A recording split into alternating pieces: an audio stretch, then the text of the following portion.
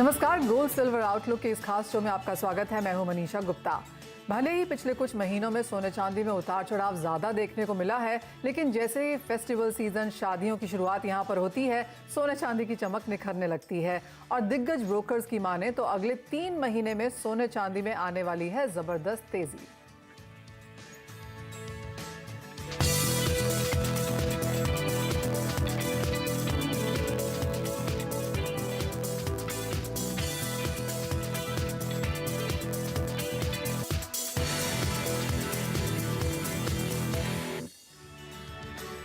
जैसे ही अगला महीना शुरू होगा, इस साल का आखिरी क्वार्टर भी शुरू हो जाएगा और ये त्योहारी समय माने जाता है। और इस त्योहार सोने चांदी में आपकी क्या रणनीति हो, कैसे आप खरीदें ज्वेलरी या फिर इन्वेस्टमेंट के तौर पर फिजिकल डिजिटल गोल्ड, ये सब डिस्कस करने के लिए हमारे साथ जुड़ चुके हैं चिराग मेहता, जो कि सीनियर फंड मैनेजर हैं ऑल्टरनेट इन्वेस्टमेंट्स क्वांटम के, सौरभ गाडगिल चेयरमैन और मैनेजिंग डायरेक्टर हैं पीएनजी ज्वेलर्स के, कुणाल शाह वीपी हैं head of commodities research Nirmal bank commodities के, और Ashish Pethe chairman of domestic jewellers body हैं all India gems and jewellery domestic council के। आप सभी का कार्यक्रम में स्वागत है। आप सभी को ढेर सारी शुभकामनाएं, जो फेस्टिविटीज फिलहाल यहाँ पर चल रही हैं और खरीदारी यहाँ पर भारतीय बाजारों में हमने आते हुए देखी भी है।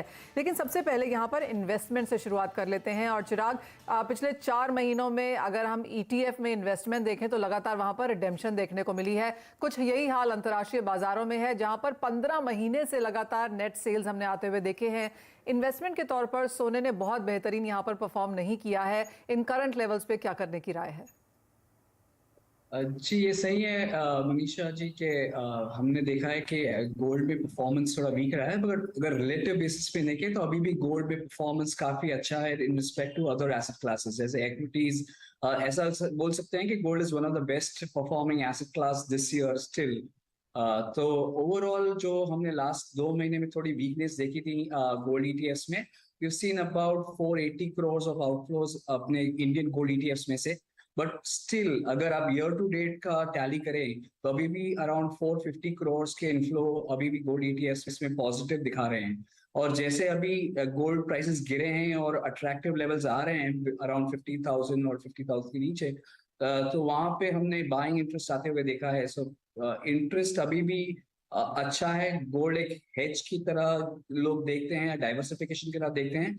और इस साल अगर रिलेटिव बेसिस पे देखें तो गोल्ड ने वो हेज या डाइवर्सिफिकेशन दिया है इन portfolio context. So overall I think यहाँ से डाउन साइड्स काफी लिमिटेड लग रहे हैं, अपसाइड्स आ सकते हैं बिकॉज इन्फ्लेशन अभी भी काफी स्टिकी है। सेंट्रल बैंक इसके लिए ज्यादा अग्रेसिव हो रहे हैं। सो जैसे हमने डॉलर स्ट्रेंथ देखी है, जैसे हमने रियल इंटरेस्ट रेट्स ऊपर आते हुए देखे हैं, वो थोड़े गोल्ड को प्रेशर किया है। मगर यहाँ से जैसे इकोनॉमिक वीकनेस भी उभर के आ रही है, overall there are leading indicators जो हम बता रहे हैं कि इकोनॉमिक वीकनेस है। So I think from here on these are good levels जहाँ से डाउन साइड कम है। और अगर इकोनॉमिक वीकनेस और बढ़ती है तो कहीं ना कहीं सेंट्रल बैंक्स को यू टर्न लेना पड़ेगा, जैसे हमने बैंक ऑफ इंग्लैंड में देखा कि उन्हें इंटरवीन करना पड़ा। तो ये बताता है कि सेंट्रल बैंक से एटीट्यूड अभी भी गेयर्ड है towards intervention. So I think this festive season एक एलोकेशन बढ़ाना चाहिए गोल्ड में। अगर एलोकेटेड नहीं है तो it's a good time to increase allocation. Right, जी हाँ, कुछ मंदी जरूर हमने यहाँ पर देखी है, लेकिन जिस तरह के भाव है काफी ल्यूक्रेटिव है और इन्वेस्टमेंट यहाँ पर बढ़ाना चाहिए। और एक पॉइंट जो यहाँ पर चिराग ने कहा वो ये कि अगर आप बाकी एसेट क्लासेस को उठा के देखें तो वहां पर जिस तरह की गिरावट हमने आते हुए देखी है, सोने में उस मुकाबले थोड़ी कम ही है। कुणाल, अंतर्राष्ट्रीय बाजारों में तो सोने के भाव इस साल में अब तक करीबन 11% तक लुढ़क चुके हैं, 9.5% अगर अब की बात करें तो। और भारतीय बाजारों में ये गिरावट 1.5-2% से ज्यादा नहीं है। क्लियरली रुपी डेप्रिसिएशन का इसमें खेल है, लेकिन आप कैसे देखते हैं gold vis-a-vis other asset classes? I think अभी यहाँ से गोल्ड में डाउन साइड बहुत लिमिटेड लग रही है। इंटरनेशनल, फर्स्ट में इंटरनेशनल की बात करूंगा, मुझे 1590 मैक्सिमम $1600 उससे नीचे गोल्ड नहीं लग रहा है। Okay. अगर एक आध रेट हाइक और यूएस में आता है या और एक हाइक 4.5% तक यूएस के इंटरेस्ट रेट या 4.5 के आसपास पीक आउट हो जाने चाहिए। मुझे नहीं लगता है वहाँ से इंटरेस्ट रेट बढ़ेंगे या बढ़ने चाहिए। सेकेंड चीज़, जो सबसे इंटरेस्टिंग चीज़ जो गोल्ड के लिए अभी डेवलपमेंट हो रहा है, वो geopolitical front day by day खराब होते जा रहा है। Russia, Ukraine, Europe, NATO alliance को लेके सिचुएशन और ख़राब होती जा रही है। थर्ड चीज़ जो मोस्ट इम्पॉर्टेंट फैक्टर रहेगा आगे जाके, जो बैंक ऑफ इंग्लैंड ने किया $75 बिलियन का स्टिमुलस, एक साइड पे रेट हाइक चल रहा है और दूसरी साइड पे stimulus in order to control the bond yield. So आगे जाके bank of European central bank भी यही करने वाली है और शायद फेडरल रिजर्व भी यही करने वाली है। सो ये इन्फ्लेशन जाने वाला नहीं है सिस्टम में से, बहुत स्टिकी रहने वाला है और ये चलते हुए इकोनॉमीज और स्लो डाउन होने वाली है। सो कहीं ना कहीं gold will emerge as a very bright asset class. So gold में ओवरऑल ध्यान बहुत ज़्यादा गिरावट का नहीं है, गोल्ड आगे का व्यू तेजी का लग रहा है। ओके, यानी कि बढ़त के साथ ही कारोबार है और जितनी यहाँ पर बिकवाली होनी थी हो चुकी है। एक्चुअली अगर इस साल में ही देखें तो $2050 पर आउंस का हाई और अब नीचे में 1615 तक के लोज हमने बनते हुए देखे हैं। तो अपने बॉटम के बहुत करीब सोना फिलहाल है और खरीदारी के मौके आपको जाने नहीं देने चाहिए, स्पेशली इस फेस्टिवल सीजन में। सौरभ, आप कैसे देखते हैं फिलहाल जो खरीदारी मार्केट्स में हो रही है? हमने देखा है नए लॉन्चेस यहाँ पर होते हुए नजर आए हैं, एग्जीबिशंस हैं, तो क्लियरली पूरी इंडस्ट्री इस फाइनल क्वार्टर इस साल के लिए तैयार है। नमस्कार मनीषा जी, जैसे आपने अभी कहा, जैसे कुणाल ने या जो अभी चिराग ने वो कहा कि इन्वेस्टमेंट के हिसाब से गोल्ड एक अच्छा परफॉर्मेंस दिखा रहा है, सेंटिमेंट बुलिश लग रहे हैं और कस्टमर्स के एंगल से भी वही ट्रेंड दिख रहा है। कस्टमर्स में काफी इंटरेस्ट है गोल्ड ज्वेलरी में, खरीदारी जोर में हो रही है।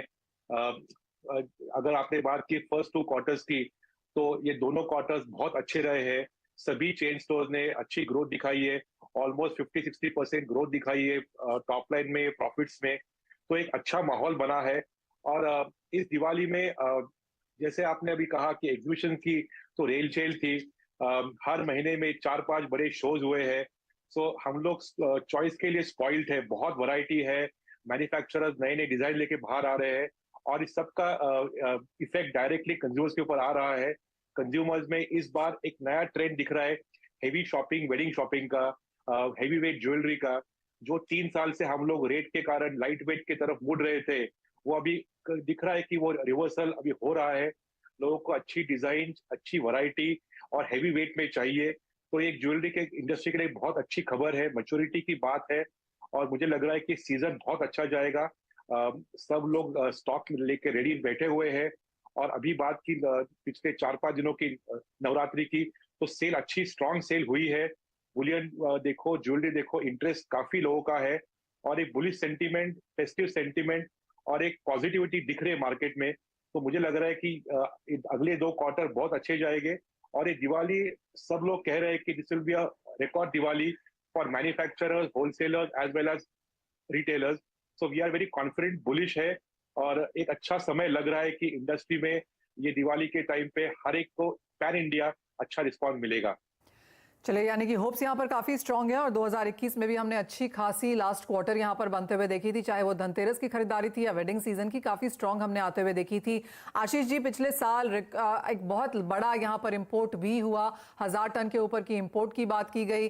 2 साल के कोविड के बाद बहुत स्ट्रांग पेंटअप डिमांड भी देखने को मिली। क्या ये साल उस तरह की मांग को मिरर करता हुआ नजर आएगा? सही है। जो लास्ट ईयर हमने पेंटअप डिमांड के चलते 1000 टन के ऊपर हमने इंपोर्ट देखा था, लेकिन ये भी हमें देखना जरूरी है कि उसके पहले साल, 1 साल पहले 450 के आसपास टन का इंपोर्ट हुआ था। तो अगर हम दोनों साल एक साथ गिन लेते हैं तो 1400-1500 टन, जो कि एवरी ईयर के हिसाब से 700-750 टन आता है। तो मुझे इस साल भी 700-750 टन या मैक्सिमम 800 टन का इंपोर्ट दिख रहा है। आपने कहा कि जो लास्ट क्वार्टर है, स्पेशली जो नवरात्रि दिवाली का सीजन होता है, तो लास्ट क्वार्टर बहुत ही अच्छा गया था और इस साल भी मैं देखता हूं कि ये क्वार्टर लास्ट ईयर जैसा ही या I think slightly better than last year होगा।